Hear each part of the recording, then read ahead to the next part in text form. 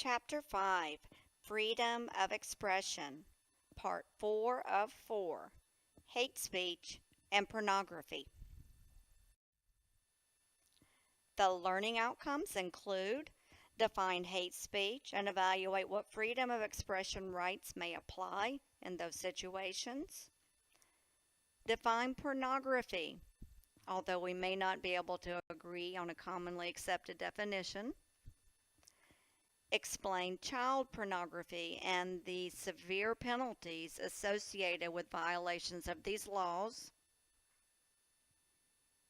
Finally, evaluate spam in the context of freedom of expression. Hate speech is a term you've probably heard before. In the U.S., it's somewhat difficult to define hate speech because we do allow freedom of expression, freedom of speech.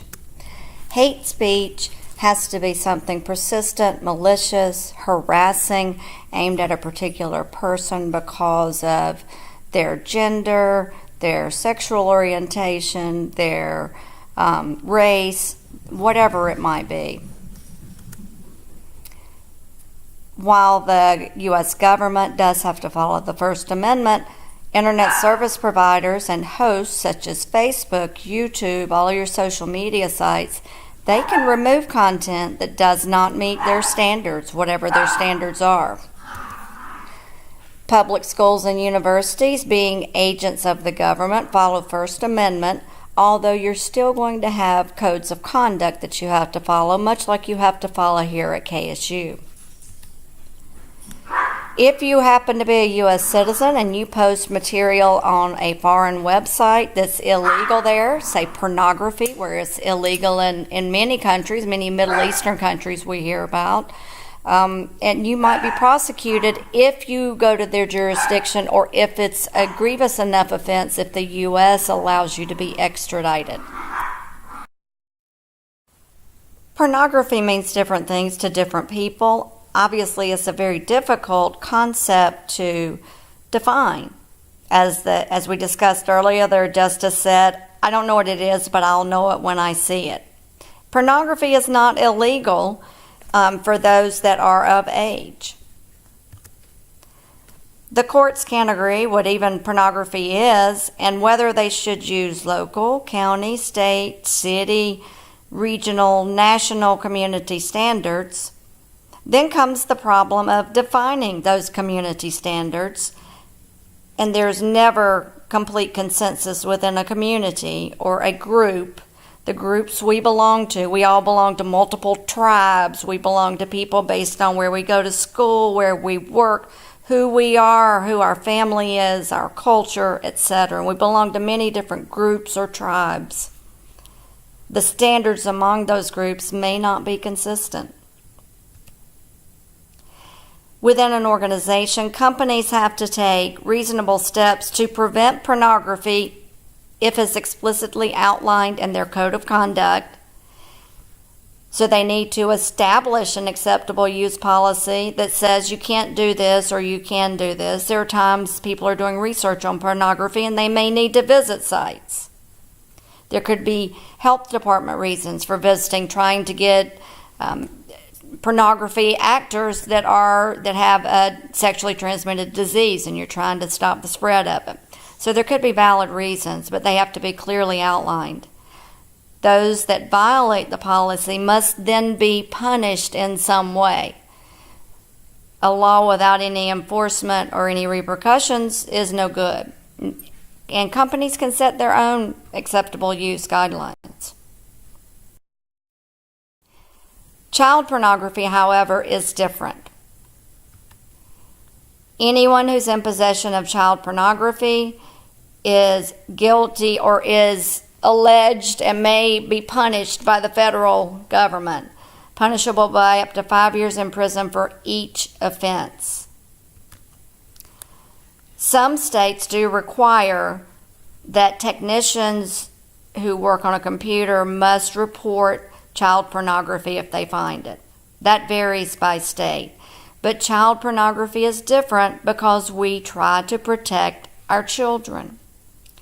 It's difficult to do in the internet age when search for something like White House may give you something very different than the White House where our government is or where our president is. Or you search for Barbie because you want to know about Barbie dolls, you're an 8-year-old girl, you may get something very different. Snow White. All of these things may give you very different things than you had anticipated.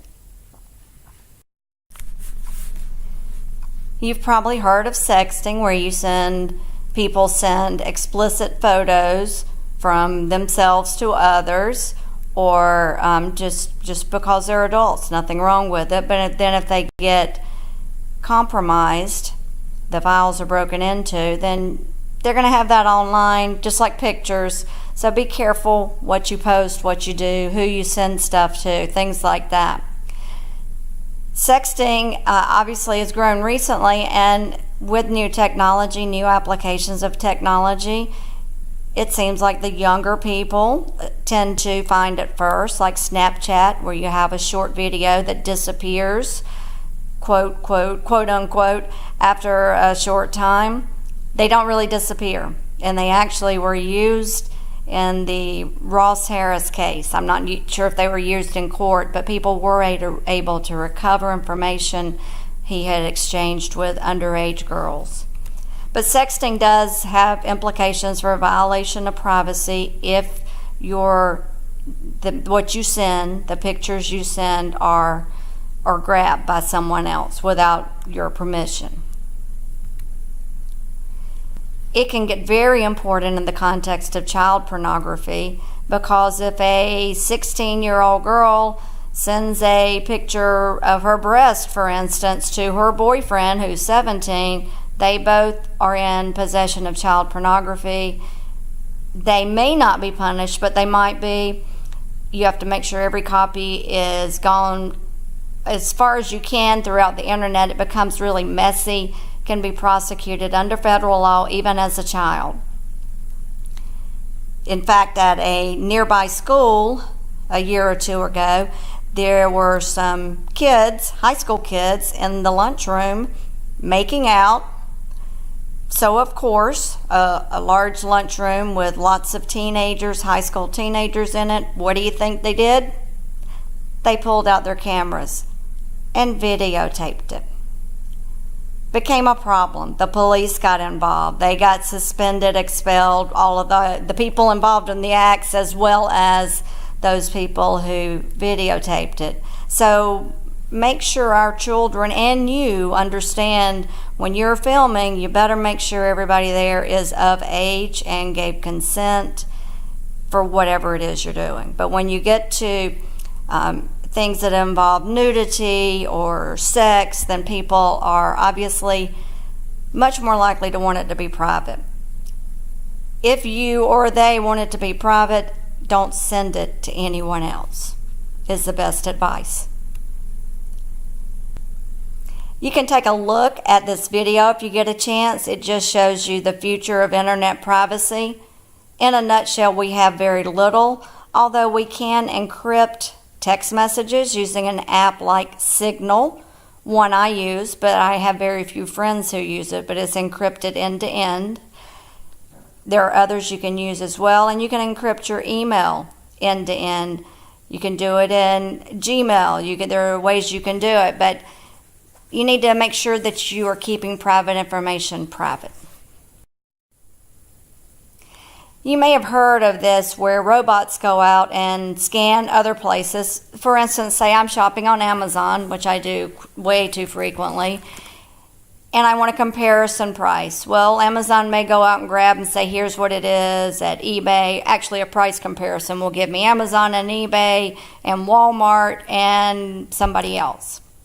And they've gone out and grabbed that information from other places. Some say they can't do that. Some Ticketmaster, for instance, explicitly prohibits robots from doing that because it's their site. They consider that intellectual property. But it's usually prosecuted or alleged to have happened under an old trespass to chattel, which dealt with cows and how they grazed on one person's land. You may have had a little bit of overlap, and a cow ate just a little bit of your neighbor's grass, it was still a little bit of their grass, and that's how it's interpreted. Even if you're there for a split second, you're using my bandwidth. Well, Intel tried this when a former employee sent some critical email letters to other employees over their system after he was let go. My advice to Intel would be make sure he doesn't have access to the system. It was very small content, but Intel found it very offensive. There may have been employees that reacted in a negative manner towards Intel after that. The court determined that these damages aren't relevant to action for trespass, which depends on harms to the chattel or its availability. So if 1 million bots are going out to Ticketmaster and trying to grab its prices all the time, all day, then it may be a problem. If one bot does it one day, it's probably not a problem. That's how it was interpreted here. One cow went over to your neighbor's grass, ate a couple bites, and was back on your land just as he naturally grazed. This didn't do it. If a herd of cattle had gone over onto your neighbor's yard, yeah, then you might have a problem. The court also said this doesn't look like it's going to happen again, and in fact, Intel should know better and be able to block things like this. When you let an employee go, you need to remove all access to everything immediately. It doesn't always happen. There are some federal laws that are relevant here. The Computer Fraud and Abuse Act specifically applied to computers used by the U.S. government.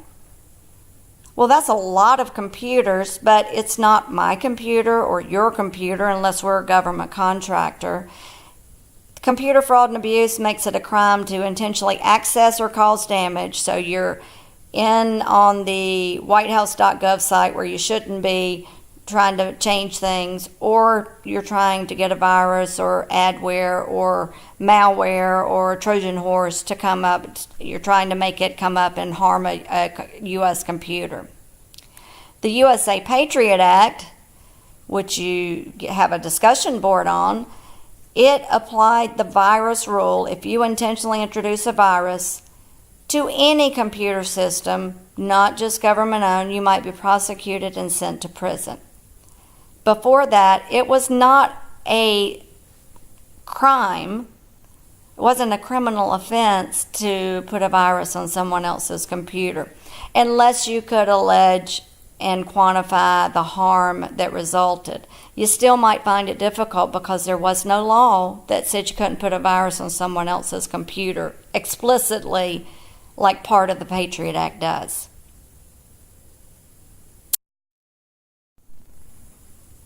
There have been some judgments against spammers that have grabbed the bandwidth of certain services like Facebook. Facebook a few years back got over $700 million. They didn't know who was doing it. They couldn't determine it, but they dubbed the person Spamford and said that he was using phishing attacks to get Facebook accounts, asking people to give their name and password. Never do that, obviously. Then he used the accounts to spread spam. In the judgment where Facebook was awarded $700 million, Spamford was also permanently barred from ever creating a Facebook account or accessing Facebook. Now that might be difficult to enforce as the years go on because he may use someone else's account or names, especially since he knows how to get them through phishing. MySpace similarly got a $6 million award from what they called the Spam King, Scott Richter. And there are many more of these, and we will continue to see them because there's so many users on Facebook and MySpace and LinkedIn and YouTube that is rich place for spammers and people who want to introduce harmful viruses. It's a great place to go and find people. You know, they're there. To summarize, while the First Amendment does protect even hate speech, Private companies may not. They may also define hate speech in whatever manner they think is appropriate as long as they comply with federal and state laws. Federal laws don't apply outside of the federal government setting in many cases.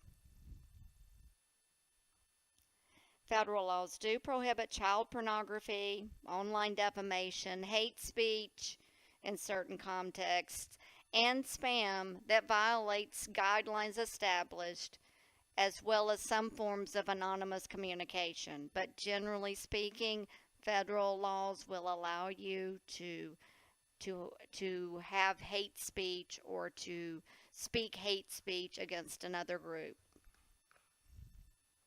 Laws vary tremendously across the world, and your organization should hire a lawyer that is familiar with international regulations. Federal laws have recently, under the Patriot Act, been extended to cover viruses unleashed on any computer, not just government technology or those owned by the federal government, but on anyone's computer or any organization's computer. Prior to that, it wasn't illegal to unleash a virus on a private company or to a personal computer. You'd have to go through torts and try to establish damages and so forth. The Patriot Act made it a little easier to prosecute those who have unleashed viruses on computers.